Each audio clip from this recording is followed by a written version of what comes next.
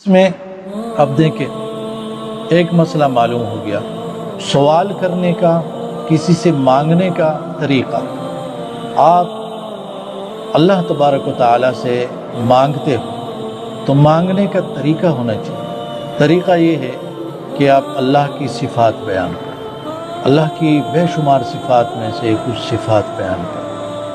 اس کے بعد اپنی کمزوری بیان کریں کہ میں غلام ہوں، میں کمزور ہوں، لا حول ولا قوت الا باللہ، نیکی نہیں کر سکتا، گناہ سے نہیں بچ سکتا مگر تیری توفیق کے ساتھ۔ یا اللہ اگر تو توفیق نہ دے تو نیکی نہیں کر سکتا، تو توفیق نہ دے تو گناہ سے نہیں بچ سکتا۔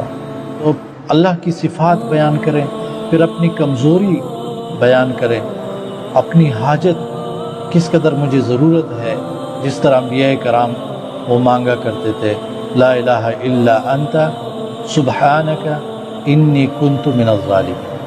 اپنی کمزوریاں، اپنی حاجات اور اللہ کی صفات بیان کرتے، یہ مانگنے کا طریقہ ہے۔